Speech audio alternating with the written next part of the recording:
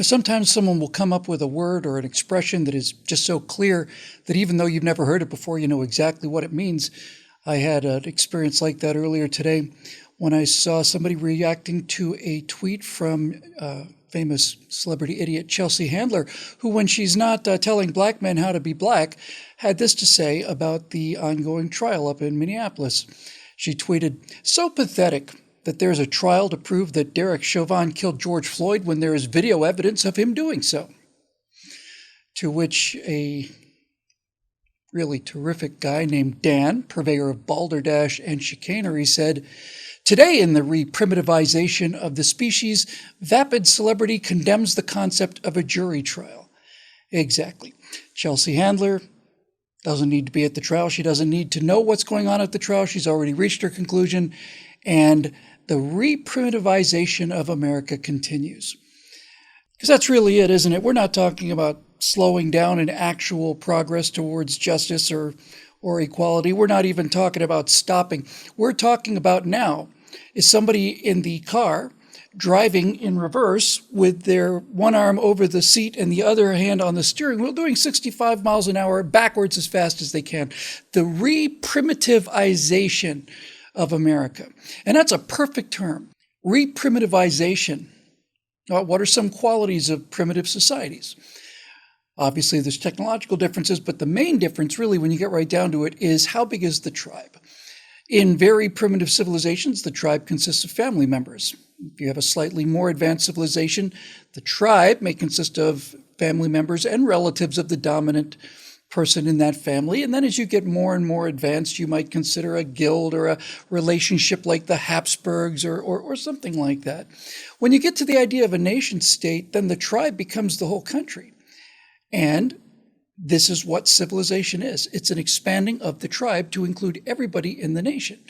And that entire idea of all of us being part of a country, all of us being part of America, equally part of America, is directly under attack. And in order for it to be under attack, it has to be destroyed. Civilization has to be destroyed. Now, the way you do that, of course, is to take what was e pluribus unum, one entire country of 330 million people, and chop them up into the little tribes. And I've covered this many times before. But I thought we might take a quick look at how this is done by taking a look at just a couple of stories that have happened in the last week or two, and see how the media goes about doing what the media goes about doing.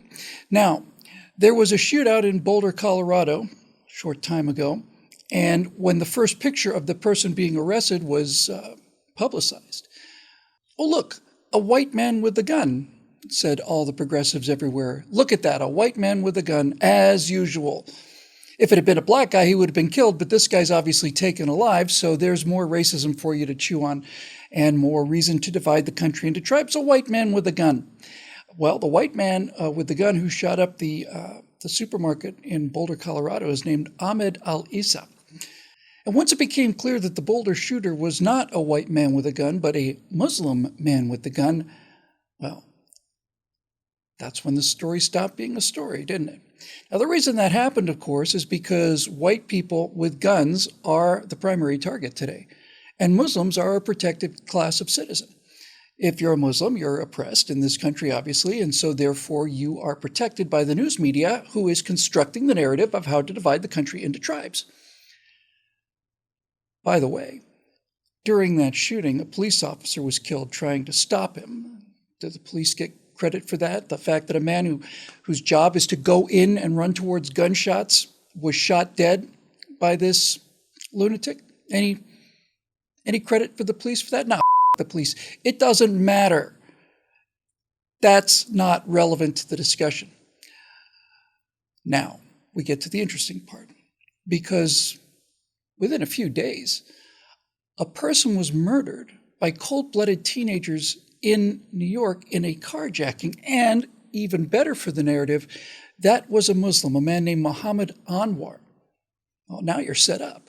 Muhammad Anwar, a Muslim, peaceful Muslim, attacked and killed in a carjacking by more of these dangerous white males. The story writes itself. Only we discover that the carjackers weren't white kids or white males or Trump supporters. They were blacks, young blacks. And so That no longer became a story either. And that one must have really hurt too, just like the one with the Boulder shooter.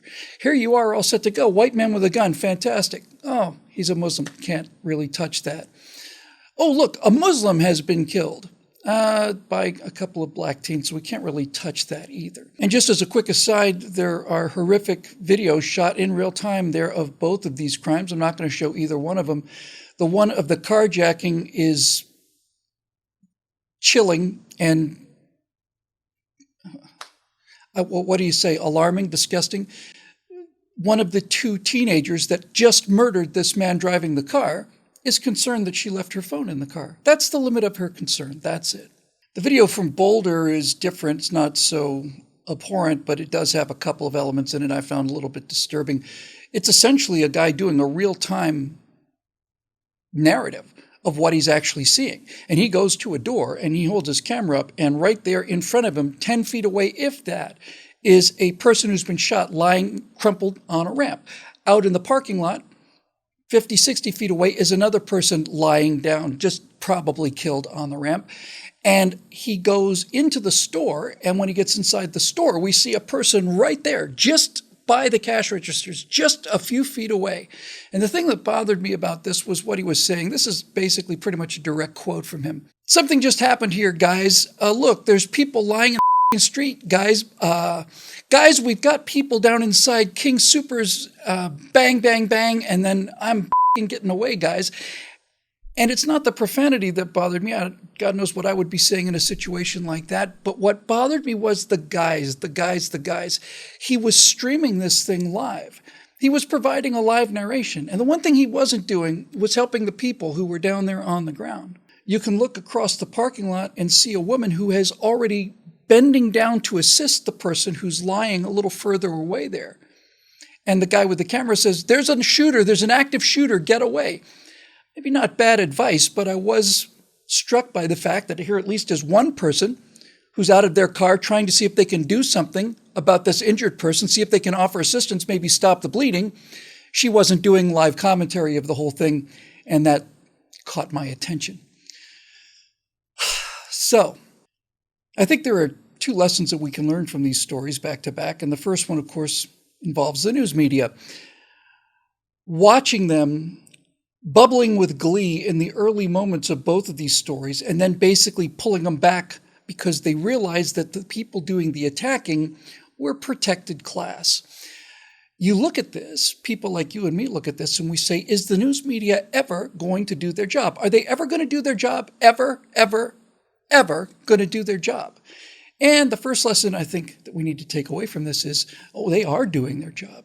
They're doing their job full time. We think that the job of the news media is to report the news, but that hasn't been true for a long, long time.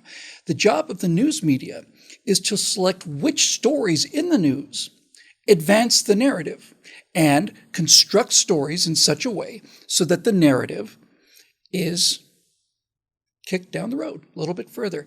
We're already starting to see the narrative changing towards anti-Asian hate crimes because Asians are doing well in America and we've got to find a way to make them angry too. So we're going to start looking at those stories and trumpeting those and not put any context around them either. So the media is doing their job. Their job is to create a narrative. They are a propaganda service, and what they're doing is effective. They're doing their job very, very well. The second lesson, I think, is much more important than the first one regarding these two stories. As this race to re-primitivize the culture accelerates, we have to remember the lesson of these stories. And that lesson is, it's not what these people are that matters. It's who these people are. It's not a question of Muslims being murderers or victims. It's a question of this individual shot up 10 people.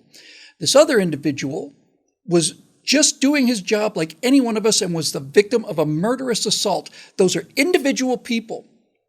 And because they're individual people, we can include them in the largest tribe of all, which is the human race. We can look at what happened as a result of individual actions of individual humans, not as this group is dangerous, this group is violent, this group is protected, this group is our target. We have to resist with all of our might the re-primitivization of this society. And the way we do that is to look at the stories we're being told that are based upon skin color and refusing to swallow the bait. We're just not going to accept it. Was this a good man? Was this a bad man? That's all you need to know.